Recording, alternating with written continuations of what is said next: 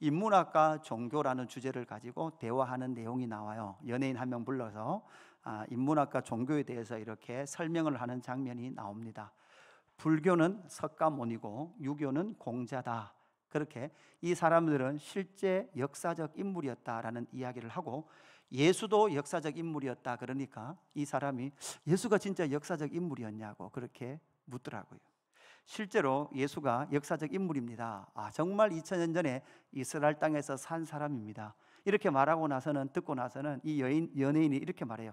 그렇다고 해서 설마 예수가 십자가에 죽은 지 사흘 만에 살아난 건 아니죠? 이렇게 물을 때 이지영 강사가 뭐라고 대답을 하는가 하면, 살아난 건 아니죠. 우리도 단군 신화를 잘 알고 있습니다. 단군 신화가 어떤 이야기죠? 곰과 호랑이가 마늘과 쑥을 3000일 동안 먹고 견뎌낸 호랑이가 뭐가 된 거예요? 호랑이, 곰이죠. 곰이 사람이 됐다는 거예요.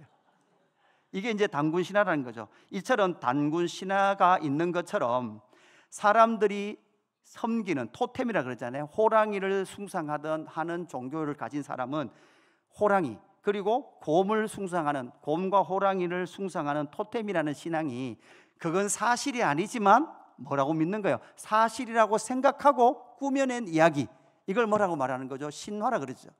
이것처럼 예수도 실제로 예수를 추종하던 사람들이 뭐 했다는 말이에요? 예수를 워낙 추종하다 보니까 예수가 십자가에 죽고 장사 지낸 바 되었다가 며칠 만에, 사흘 만에 살아났다라고 그들이 꾸며낸 이야기다라고 그렇게 정리를 하더라고요.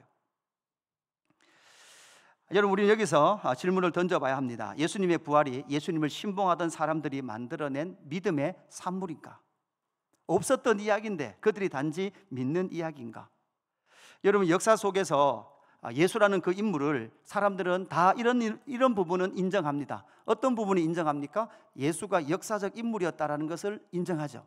자, 그건 다 인정합니다. 모든 세계의 역사학자들이 이 사실에 대해서는 부인하지 않습니다. 두 번째, 예수님이 땅 가운데 오셔서 거룩하고 성결하며 기적적인 삶을 살았다라는 것도 모든 역사가들은 다 인정을 합니다.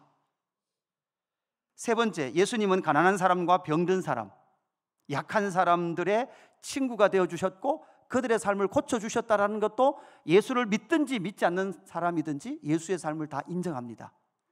그래서 여러분, 예수는 이 세상의 4대 성인 중에 한 분이라는 사실은 학교 수업 시간에도 배우고, 여러분 외워서 썼잖아요. 외워서 쓰시는 것도 있을 거예요. 일반 학문에서도 이것까지는 다 인정을 합니다. 그런데 어디에서는 인정하지 않습니까? 그러나 예수가 십자가에 죽었다가 살아났다는 말은 다 뭐다? 꾸며낸 이야기다, 거짓말이다. 여기에서 결정적으로 갈라지게 되는 거죠. 우리는 안 믿는 사람들이 봤을 때 토템처럼 곰이 사람 됐다고 말하는 거나 예수가 죽었다가 사흘 만에 살아났다는 것은 안 믿는 사람 입장에서는 여러분 어떤 이야기예요? 똑같은 이야기예요.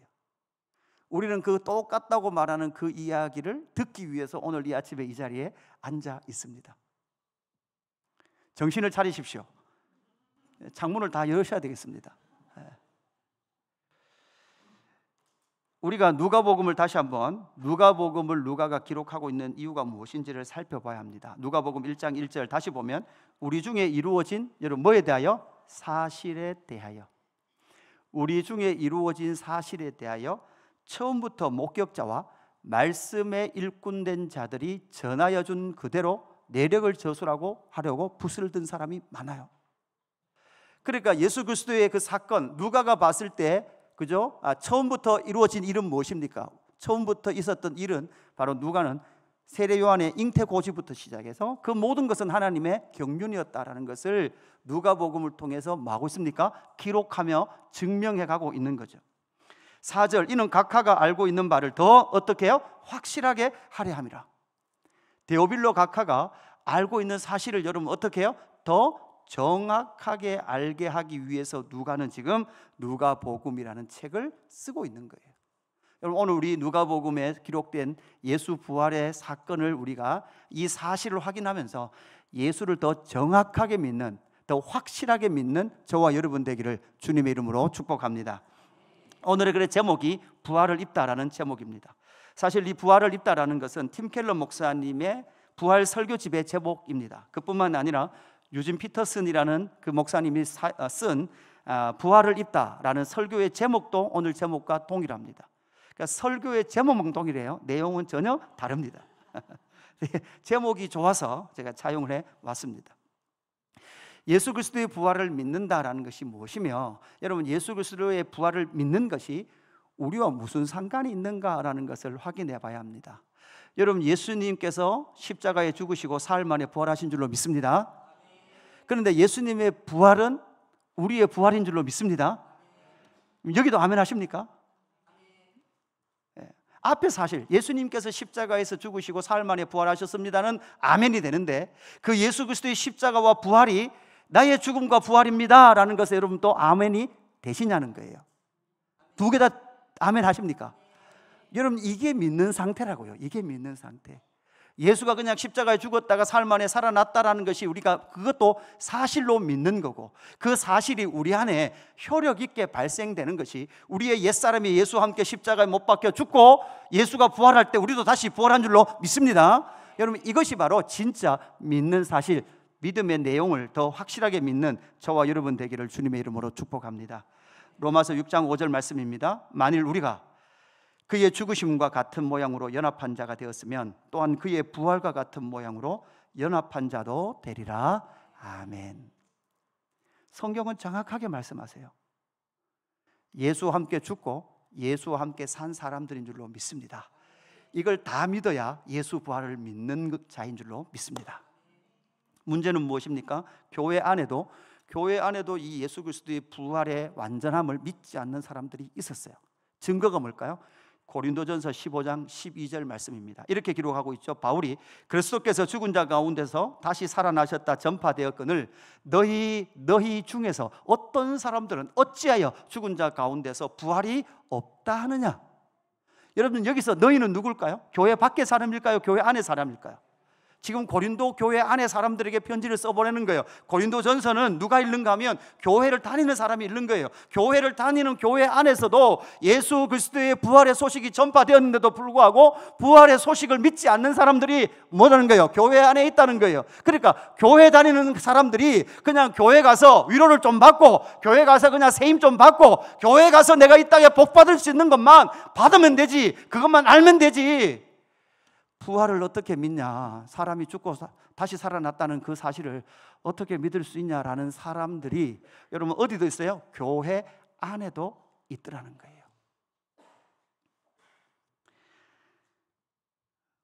예수 그리스도의 부활은 역사적 사실인 줄로 믿습니다. 그리고 그것이 우리 가운데 부활이, 예수의 부활이 우리의 옷이 되어 그 부활을 옷 입음으로 말미암아 저와 여러분도 부활의 영광과 능력이 우리 안에 거하고 있는 줄로 믿습니다.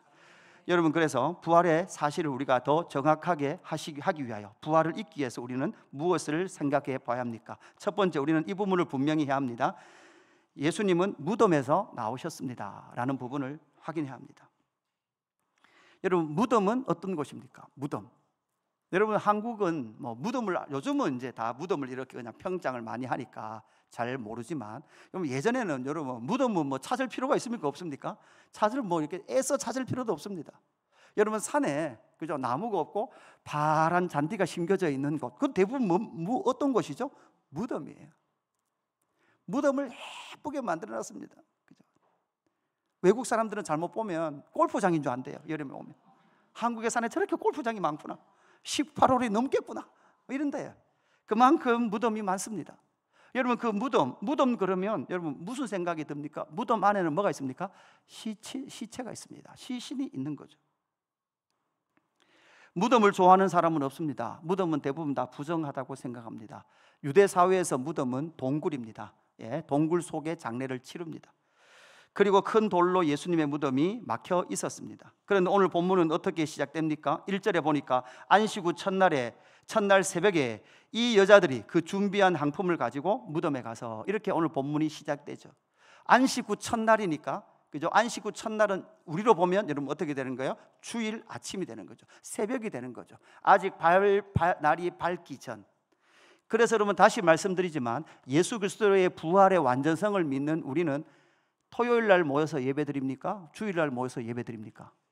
주일 날 모여서 예배를 드립니다. 두 가지 이유예요. 아니, 세 가지 이유예요. 첫 번째는 하나님의 창조의 영광을 기억하기 때문에 우리는 주일 날 아침에 모여요. 두 번째는요, 예수 그리스도의 부활의 아침이기 때문에 우리는 주일 아침에 모여요.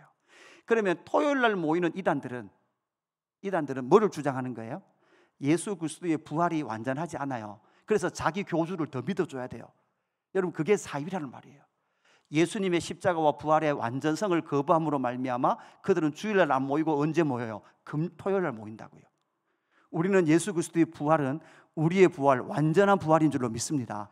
그래서 우리는 주일날 모이고, 세 번째 이유는 한 주의 시작이 여러분 언제예요? 월요일이에요? 아니에요, 주일이에요. 우리는 한 주의 시작을 뭐로 시작해요? 예배로 시작하기 때문에 우리는 주일날 아침에 모여서 예배하는 줄로 믿습니다.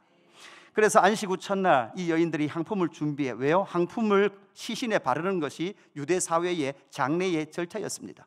그런데 그 현장에 갔을 때 돌이 무덤에서 굴려져 옮겨진 것을 보았다, 이렇게 말씀하고 있죠. 여러분, 무덤을 막고 있는 이 돌은 여러분 2톤이 넘습니다. 남자 장정 40명이 밀어야 밀릴 수 있는 돌입니다. 이 무덤을 막고 있었던 이 돌이 옮겨져 있었고, 3절에 보니까 주 예수의 시체가 보이지 않았다, 이렇게 말씀하고 있죠. 그러니까 무덤에 돌만 있었던 것뿐만 아니라 무덤을 누가 지켜요? 로마 군인들이 지킵니다. 16명의 남자 군인들이 4명씩 조를 짜서 계속해서 지키는 곳이 예수님의 무덤이었습니다. 그렇게 들어가 보았습니다. 그 상황, 여인들이 그렇게 갔죠. 여러분, 안식 후 첫날 주일 아침입니다. 여러분, 요즘은 부활절 때 여러분 뭐가 대부분 없어졌는가 하면 부활절 새벽 촛불 예배가 거의 없어졌죠.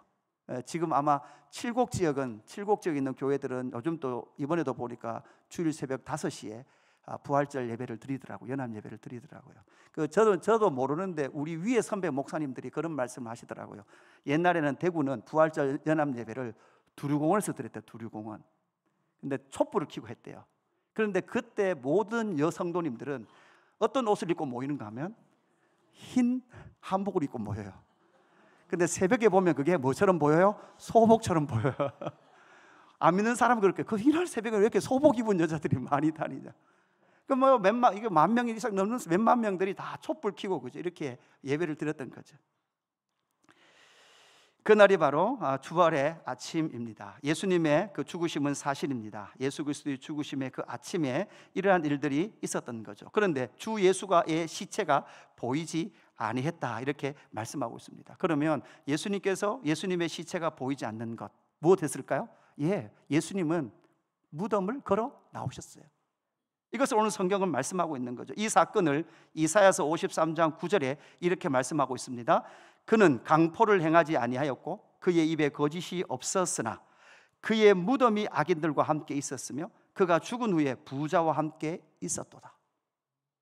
그러니까 이사야서 53장을 이번에 계속 같이 묵상하면서 보니까 예수님 오시기 700년 전에 이사야 선지자의 예언이 이 53장 말씀이 하나도 틀리지 않고 그대로 정확하게 실현되어졌다는 것을 만나게 되는 거죠.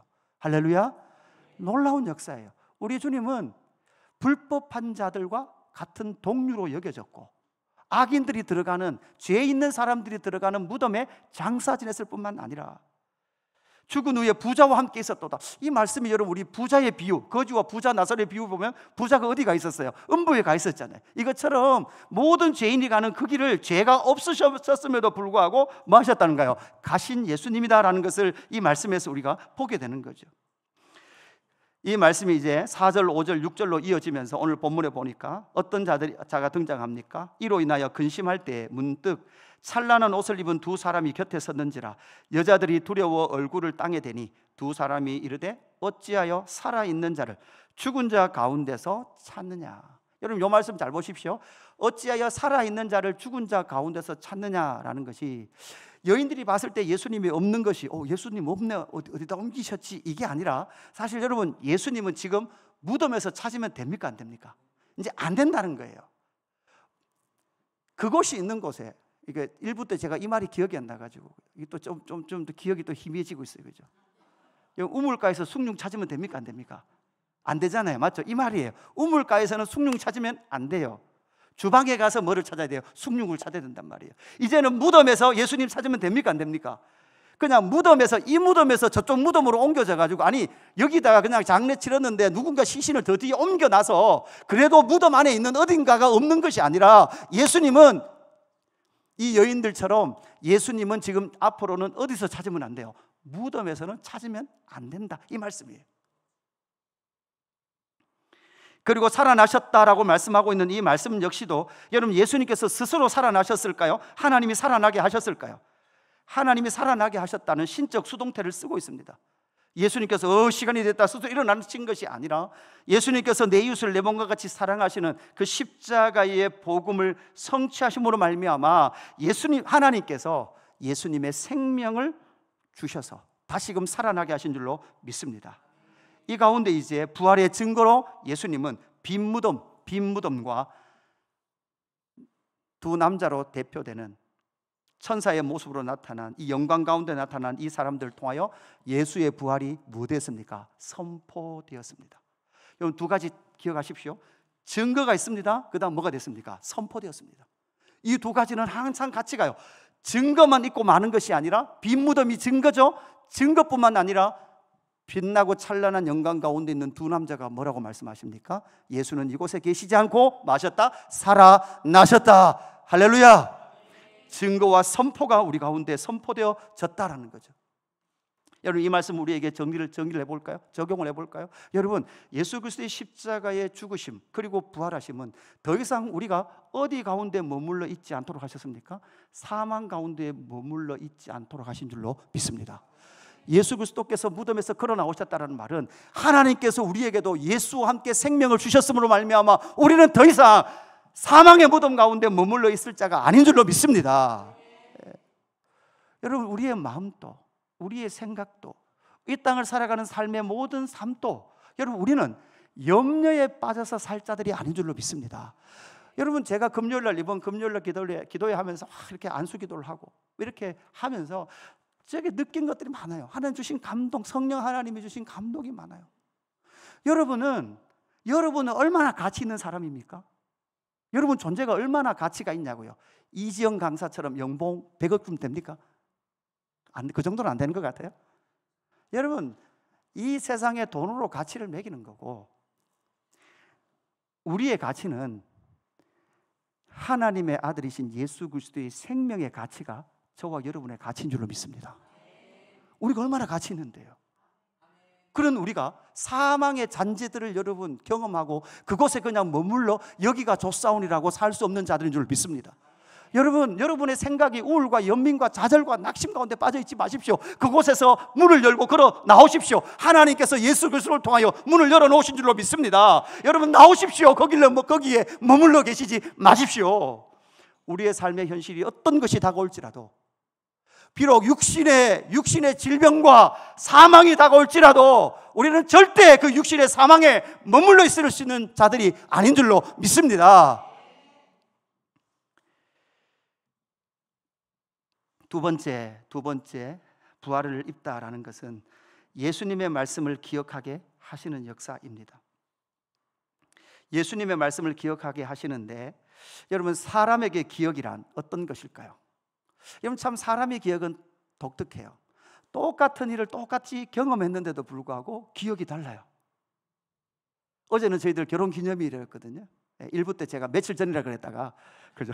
어제가 결혼기념일인데 며칠 전에 그랬다가, 그죠? 앞에 계신 분이 누구랑 결혼했어요? 묻더라고요. 내가 누구랑 결혼했다 그것도 헷갈릴 뻔했어요, 그죠? 어제가 결혼기념일이었는데 똑같은 결혼식을 했는데도 불구하고 결혼에 대한 기억이, 증언이 좀 다를 수도 있어요. 어떤 한 사람은 그날 아주 복된 날이라고 말할 수도 있는 반면, 어떤 사람은 욥처럼 그날이 나에게 왜 있었을까? 그날이 없었으면이라고 말하는 사람도 있을 거예요. 동일한 사건인데, 사람에게 있는 기억이라는 것은 사실 이미 인간 안에 내재되어 있는 흔적들이에요. 첫 번째 아담 군상 아래 있었던 인간에게는요, 이미 인간 안에 내재되어 있는 기억이라는 틀이 있습니다. 여러분도 이미 여러분 나름대로 살아오면서 기억에 대한, 여러분의 삶에 대한 이미 규정해 놓은 뭐가 있어요? 왜곡된 틀이 있어요. 그래서 어떤 좋은 것을 밀어 넣어줘도 여러분 항상 기억은 어때요? 그 나빴던 틀에 집어 들어가기 때문에 그 틀로 돌아가는 거예요. 여러분 어떤 사람이 그 사람이 밉대요. 그 사람은 보기도 싫대요. 당신과 별로 상관도 없는데 왜 그래요? 옛날에 나를 힘들게 했던 사람과 비슷하게 생겼대요. 목소리가 비슷하대요. 뭐 이런 것 때문에 그런단 말이에요. 이게 기억의 작은 한 흔적들이란 말이에요. 그런데 우리가 알아야 될 것이 있습니다. 인간에게 없는 내재되지 않은 기억이 하나 있는데 그건 뭘까요? 부활이라는 거예요. 부활. 부활은 아무리 말해줘도 사람들이 몰라요. 어떻게 죽은 자가 사흘 만에 살아날 수 있는가? 이해 불가라는 거죠. 왜냐하면 내재된 기억이 없기 때문에 그러한 겁니다. 6절에 보면 이렇게 말씀하시죠. 여기 계시지 않고 살아나셨느니라. 갈릴리에 계실 때에 너희에게 어떻게 말씀하셨는지를 뭐해라? 기억하라. 자, 누가복음에서 보니까 예수님, 그러고 보니까 예수님께서 이미 계속해서 갈릴리에서 사역하실 때부터 시작해서 계속해서 제자들에게 제자들 안에 내재되어 있지 않았던 부활이라는 그 흔적을 다시금 예수 그리스도께서 주시기 위하여서 예수님은 갈릴리에 계실 때에 너희에게 어떻게 말씀하셨는지를 기억하라. 7절 같이 했습니다. 7절 시작.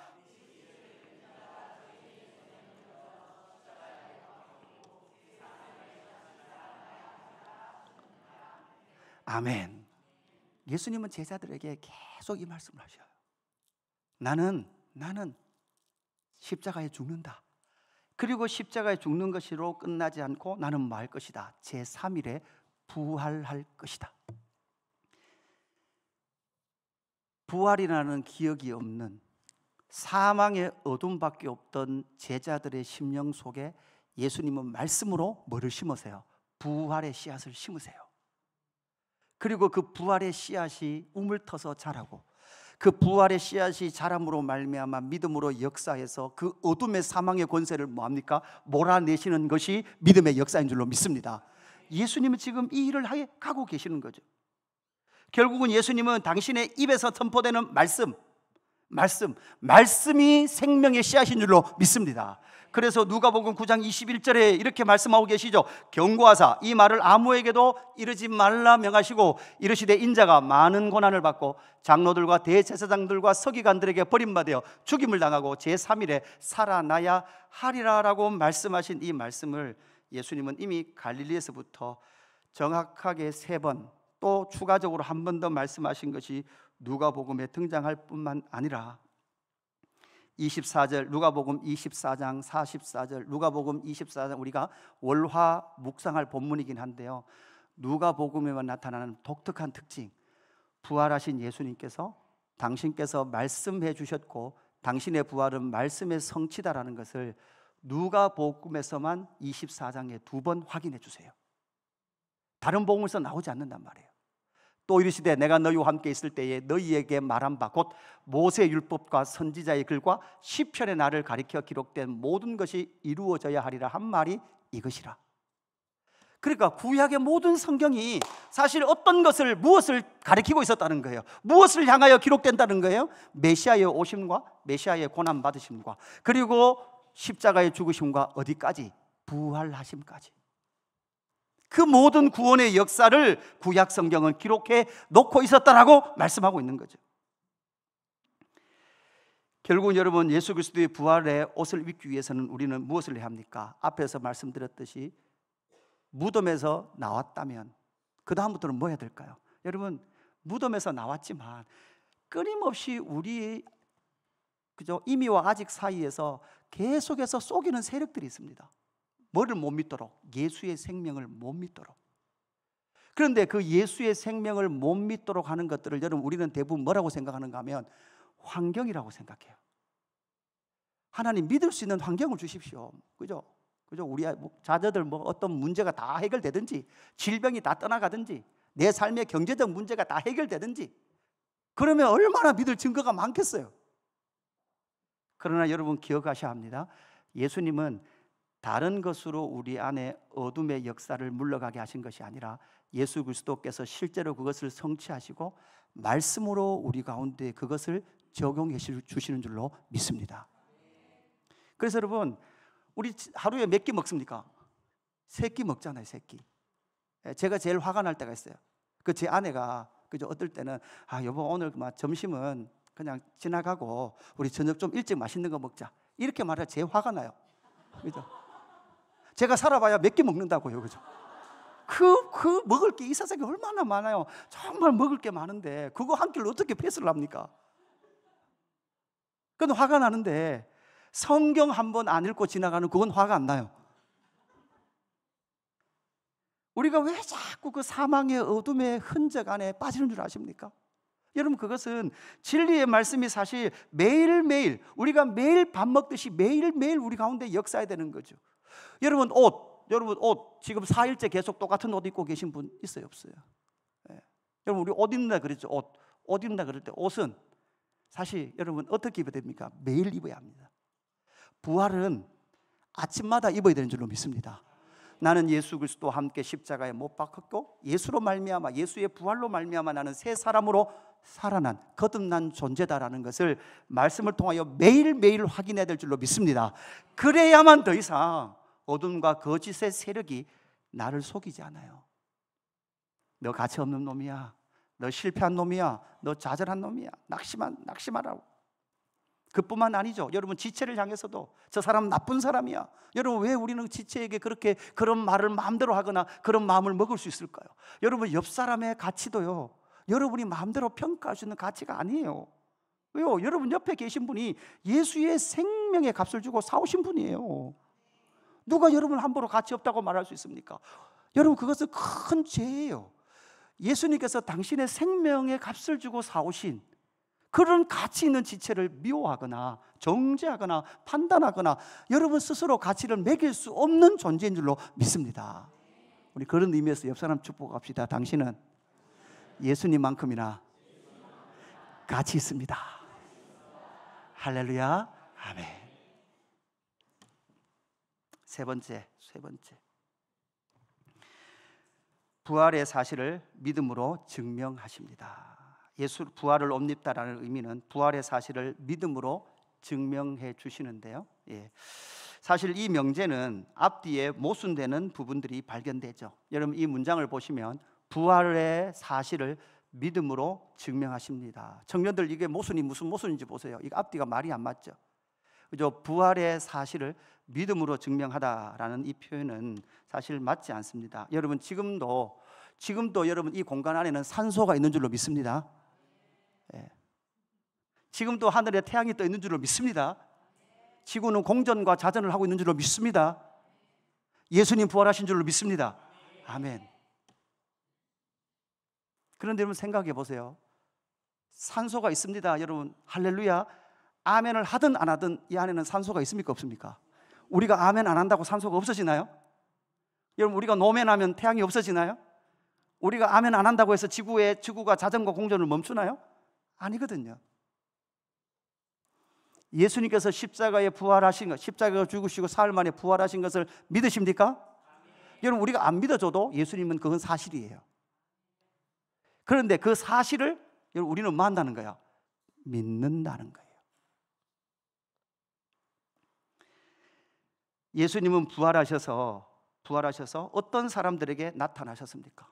오늘 부활의 첫 증인이 누가 되는 거예요? 여자들이 되죠. 여러분, 제자들이 안 믿거든요. 허탄한 말이라고 생각하잖아요. 여러분, 제가 보는 몇 건의 주석 중에 많은 주석가들이 빈 무덤을 보고 온 사람이 첫 번째 여자들이라서 제자들이 안 믿었을 거다, 이렇게 주석들이 많이 썼더라고요. 근데 제가 그 주석을 보는 순간, 여러분, 세계적인 석학들이거든요. 세계적인 석학들이 썼는데도 틀릴 수 있구나라고 생각했어요. 여러분, 단지 여자들이 말했기 때문에 그들이 안 믿었다면, 여러분 뒤에 가면 그죠? 예수님께서 부활체로 제자들에게 보여주시죠. 남자 사도들에게 보여주죠. 그럴 때 그 자리에 누가 없었어요? 도마가 없었잖아요. 남자인 사도들이 도마에게 예수 부활했다고 말해줘도 도마는 믿었어요, 안 믿었어요? 안 믿었잖아요. 그러니까 여자가 말해서 믿지 않았다는 게 아니에요. 그들은 사실은 믿을 수 있는 인자가 아직 온전한 믿음이 있지 않은 상태였던 거죠. 제가 만약에 예수님이라면, 제가 이 비유를 자주 말씀드렸을까 아실 거예요. 여러분, 제가 만약에 예수님이라면, 저는 부활했다면 제일 먼저 누구에게 갔을까요? 저는 분명히 제일 먼저 대제사장에 갑니다. 그죠? 가서 바로 기대기한테 탁 때릴 거예요. 네가 나를. 누구도 건너갈 수 없어요. 빌라도도 건너갈 수 없어요. 헤롯도 완전 뒤발차기에서 한번 차버야 돼요. 그죠? 군인들도 차야 되고 찰 사람들 많아요. 근데 보십시오. 예수님은 그 사람들에게 당신의 부활을 증명해 주세요, 안 했어요? 증명해 주시지 않더라는 거예요. 예수님은 말씀으로 그 10년 가운데 믿음의 씨앗을 심으신 그들에게 지금 무엇하고 계십니까? 바로 부활을 증명해 주고 계시더라는 거죠. 9절 말씀에 보니 이렇게 말씀합니다. 무덤에서 돌아와 이 모든 것을 11 사도와 다른 모든 이에게 알리니 사도들은 그들의 말이 허탄한 듯 들려 믿지 아니하나. 베드로가 쫓아갑니다. 12절 말씀 보십시오. 베드로는 일어나 무덤에 달려가서 구부려 들여다보니 세마포만 보이는지라 그 된 일을 놀랍게 여기며 집으로 돌아가니라, 이렇게 말씀하는데 그 된 일을 보면서 예수님의 부활을 믿으며 돌아갔습니까? 그냥 단지 놀랍게 여기며 돌아갔습니까? 이때만 해도 베드로는 단지 놀랍게 여기면서 돌아갔단 말이에요. 그래서 예수님을 안 믿는 사람들에게 부활의 소식을 전하면 여러분 우리를 이렇게 볼 거예요. 우리를 놀랍게 볼 거예요. 놀랍게. 이것들이 미쳤구나 이렇게 볼 거예요. 그리고 집으로 돌아갈 거예요. 그런데 여러분 우리는 그렇게 오늘 계란을 나누면서 예수님 부활하셨습니다 라고 선포하면서 계란을 나눠주시면서 여러분 그 영혼을 위해서 기도하십시오. 어떻게 기도하시면 됩니까? 하나님, 이 말씀이 그들의 영혼 가운데 생명의 부활의 씨앗으로 역사하게 하여 주옵소서. 그래서 예수님은 누가복음 24장 25절에서 이렇게 말씀하셨죠. 이르시되 미련하고 선지자들이 말한 모든 것을 마음에 더디 믿는 자들이여. 사도들도 그 당시의 사람들도 예수님의 십자가와 부활을 마음에 여러분 어떻게 됐다고요? 더디 믿더라고요. 저는 이 말씀을 보면서 많은 위로를 받습니다. 왜요? 여러분도 더디 믿는 걸 보면서 기다려주면 되겠구나. 제 마음이 조급해요. 제 마음이 오늘 제가 오늘 상추 심을 건데 오후에 여러분 자랑 크면 여러분 뭐를 뿌리면 될까요? 비료 중에 여러분 요소 비료라고 있어요. 하얀색. 그죠? 주면 3일 지나면 막 한 뼘씩 자라봅니다. 막 기똥차게 자랍니다. 저도 막 여러분 비료를 막 뿌리고 싶어요. 비료 막. 그죠? 막 예수 믿으면 복 받습니다. 막 할렐루야 막. 그죠? 감사 헌금 하십시오. 여러분 부활절 헌금 하신 만큼 하나님이 30배, 60배, 100배를 부어 줄 줄로 믿습니다. 막 헌금도 올라오죠. 막. 그죠? 그런 비료를 치지 않고 좀 더디더라도 주님께서 자라게 하시는 그 자람의 영광이 저와 여러분 가운데 있을 줄로 믿습니다. 더디 믿다라는 것이 부정적으로 보지 말고 진중하게 고민하고 하나님께 물으며 예수 그리스도께서 역사적 예수인지, 그리고 예수님이 정말 십자가에 달려 죽으신지, 그리고 그뿐만 아니라 그까지는 역사가들도 모두 인정한단 말이에요. 그러나 예수님께서 정말 무덤에 장사 지낸 바 되셨다가 사흘 만에 무덤에서 걸어 나오셨는지 여러분 진중하게 확인하며 여러분 가운데 믿음의 증거를 가지고 신앙생활 하는 저와 여러분 되기를 주님의 이름으로 축복합니다. 그렇다면 그것이 여러분 무엇입니까? 사망을 벗고 날마다 말씀을 믿음으로 말미암아 우리는 날마다 부활의 옷을 뭐야죠? 입어야 됩니다. 할렐루야. 여러분 옷은 적절한 옷을 입어야 됩니다. 오늘 교회 오는데 나시티 입고 오면 안 됩니다. 적절, 옷은 얼마나 적절한 옷을 입고 있는가. 우리가 입고 있는 옷은 적절한 진리로 무장된 옷을 입어야 될 줄로 믿습니다. 그리고 옷은 여러분 좋은 옷, 명품 옷을 입어야 됩니까? 깨끗한 옷을 입어야 됩니까? 깨끗한 옷이에요. 깨끗한 정결한 신앙을 소유하고 있는가. 그리고 말씀드렸듯이 옷은 그죠? 집에 가서 저녁에는 벗으셔야 돼요. 이대로 들어가 자면 안 돼요. 그건 짐승들이 하는 거예요. 그죠? 그러니까 벗고 아침에 또 어떻게 해야 돼요? 또 입어야 돼요. 부활을 여러분 아침마다 입으시기를 주님의 이름으로 축복합니다. 오늘 말씀을 정리하면서 앞에서 봤던 베드로 사도도 여러분 더디 믿었죠. 더디 믿었던 베드로 사도도 베드로전서 1장 3절 이후에 우리에게 이렇게 말씀합니다. 그의 많으신 긍휼대로 예수 그리스도를 죽은 자 가운데서 부활하게 하심으로 말미암아. 여러분 이까지는 하나님께서 예수 그리스도를 죽은 자 가운데서 부활하게 하신 거죠. 그런데 이 객관적 역사적 사실이 여러분 그 다음에요 우리 같이 읽어요. 시작. 우리를 거듭나게 하사 산 소망이 있게 하시며 아멘. 우리에게, 여러분, 우리를 어떻게 하셨다고요? 거듭나게 하신 줄로 믿습니다. 예수 그리스도와 함께 십자가에 못 박혀고 무덤에 들어가게 하셨다가 이제 무덤이 열림으로 말미암아 사망이 왕노를 한 자리에서 걸어 나오게 하신 줄로 믿습니다. 그래서 우리는 새 생명, 새로운 생명과 삶을 얻은 자들인 줄로 믿습니다. 여러분, 어둠에서 나오십시오. 여러분 마음의 어둠에서 나오십시오. 예수의 이름을 선포하고 나오십시오. 여러분, 그럴 때 여러분 새 생명 가운데 행하게 될 줄로 믿습니다. 산 소망이 있게 하신 줄로 믿습니다. 여러분, 소망이라는 자체는 여러분 살아있다는 의미예요. 소망 자체가, 소망은 죽은 일이 없거든요. 소망은 살아있어요. 살아있는 데다가 앞에다 뭐도 또 붙여놨어요. 산 소망이라고 또 붙여놨어요. 예수 소망은 생명인 줄로 믿습니다. 우리 이 찬양할까요? 그죠? 깊은 절망의 수렁 가운데 주님께 나오서 떳떳 우리가 어두운 밤중에 하늘 향해 주님의 이름 부르며 나아갈 수 있기를 주님의 이름으로 축복합니다. 깊은 절망의 수렁